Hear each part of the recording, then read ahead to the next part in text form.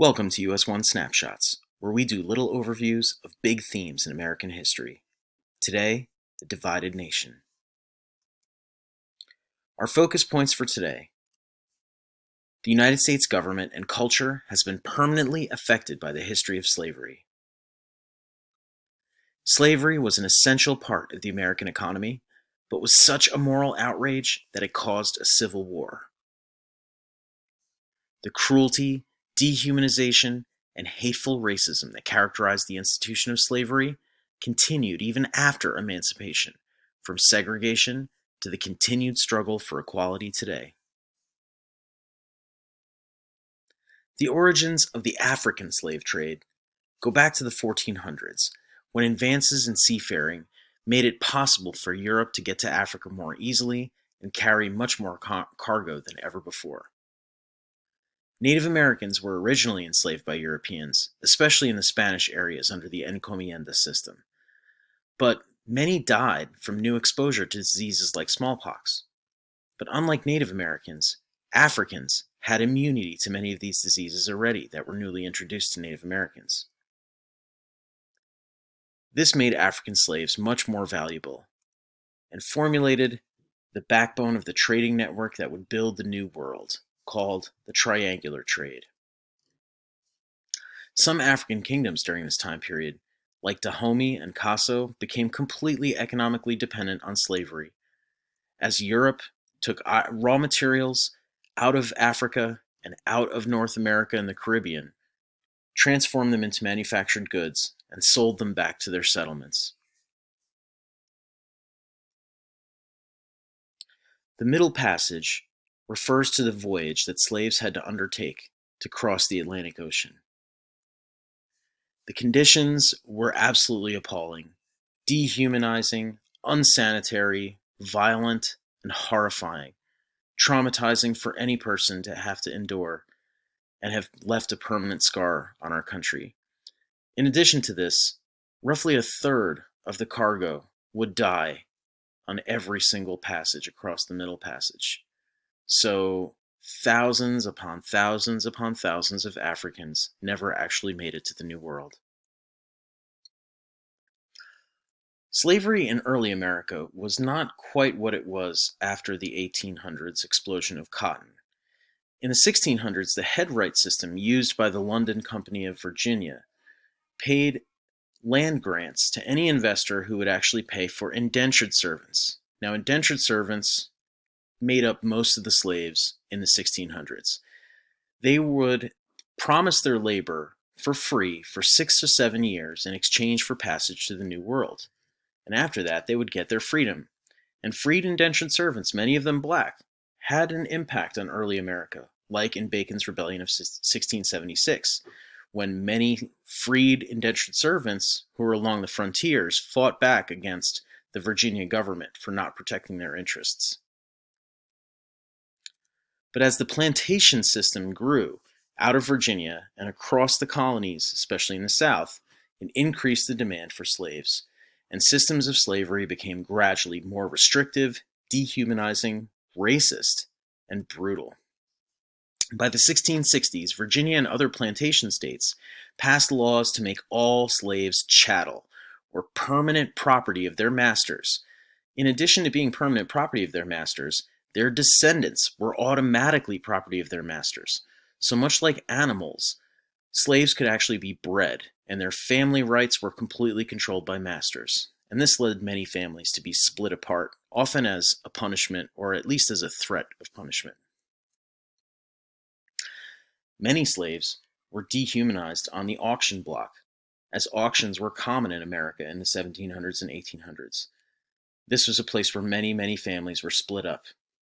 The largest slave ports in the United States were actually in New York, Charleston, Richmond, New Orleans, and the next two largest were Perth Amboy, New Jersey, and Camden, New Jersey.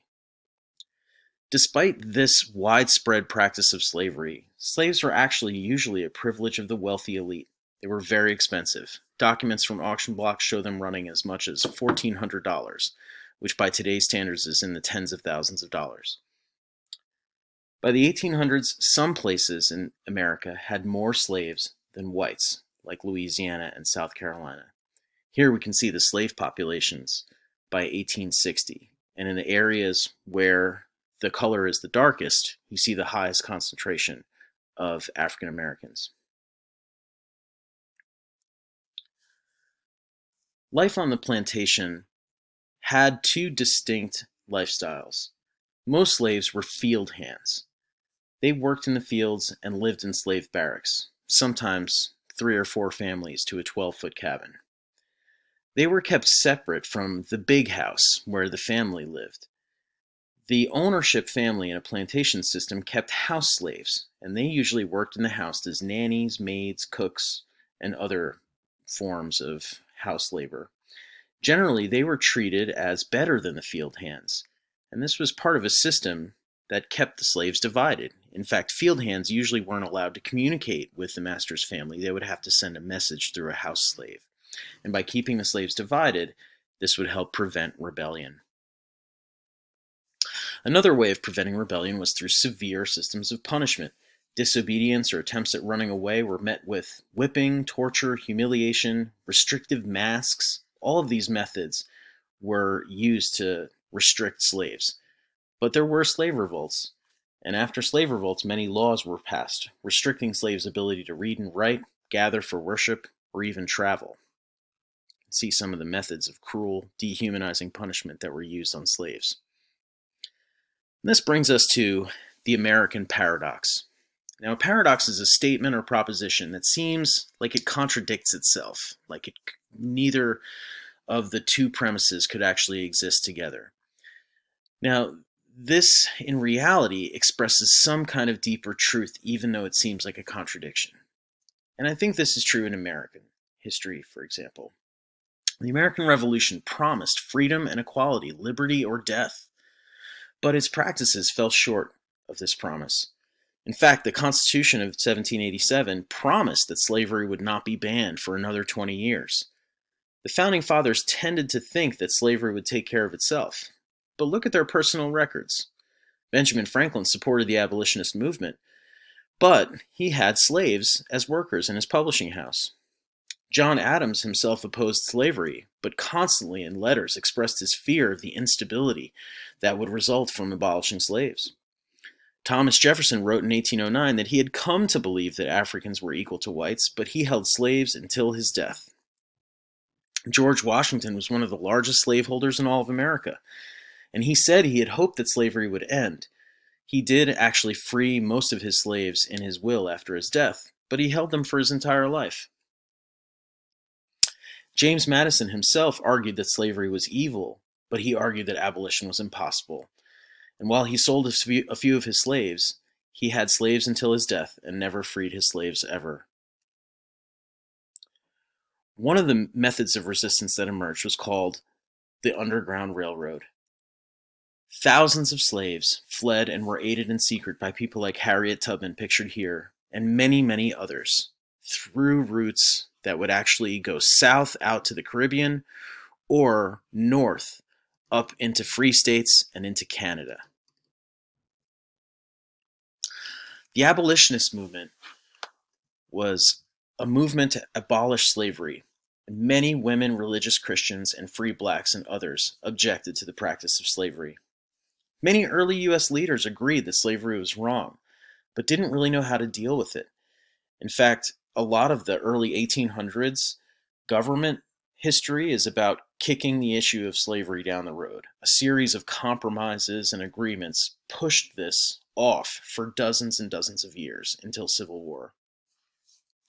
One of the problems was that poor whites feared blacks taking their jobs if freed. This was a notion that was promoted by the Democratic Party, which was the pro-slavery party. By the 1850s, a new party emerged, promoting an end to slavery and focusing on the northern manufacturing and business interests over an agricultural economy. And this party was called the Republican Party. The country was growing more violent. Some abolitionist demonstrations turned violent, like John Brown, pictured here, who led an abolitionist army into places like Kansas and attacked Harper's Ferry. He ended up being executed for this armed revolt. But all the while, the conflict raged over slavery. It finally came to a head by the election of 1860, when Abraham Lincoln, a new Republican, was elected president. Several of the southern states left the Union, seceded from the country to form their own country called the Confederacy. By 1863, Lincoln realized that this war was going to be ongoing unless he ended slavery and moved, issuing an Emancipation Proclamation, freeing all the slaves in the Confederacy. Incidentally, the New Jersey state government refused to ratify the Emancipation Proclamation. After the Civil War and over 600,000 Americans gave their lives, the 13th Amendment was finally ratified by 1865, banning slavery in the United States, hopefully forever. The Reconstruction era ensued, and actually, relative freedom was enjoyed by African Americans. We can see that the first black members of U.S. Congress all were elected during this time period.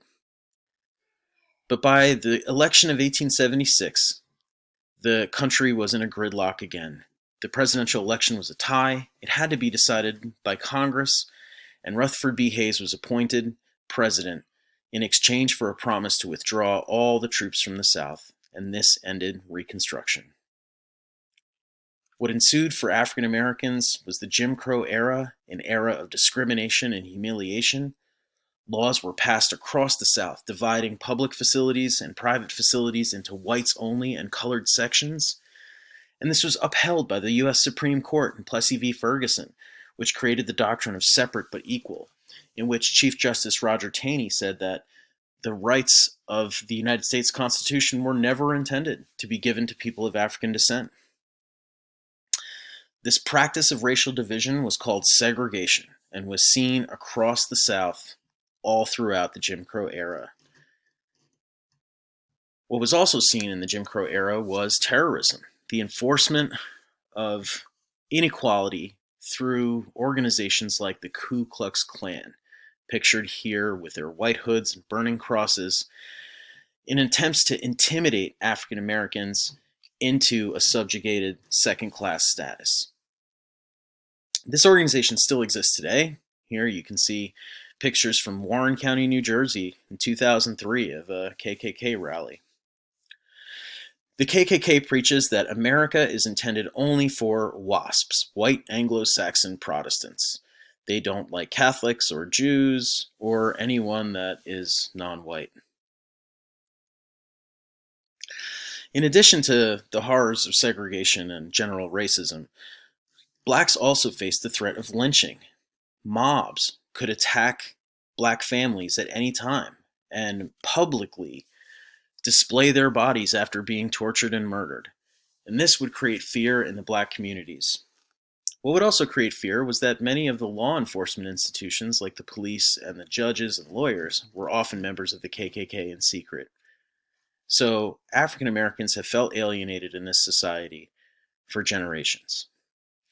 Despite the civil rights movement and some of the legal victories won, Brown versus Board of Education, which ended segregation, the Civil Rights Act and the Voting Rights Acts of 1964 and 1967, which gave more federal force behind anti-discrimination policies, many are left wondering if there's any greater racial equality still today. So in reflection, obviously racism, inequality, and police brutality are still present issues in America. We can see that persistently in the news today.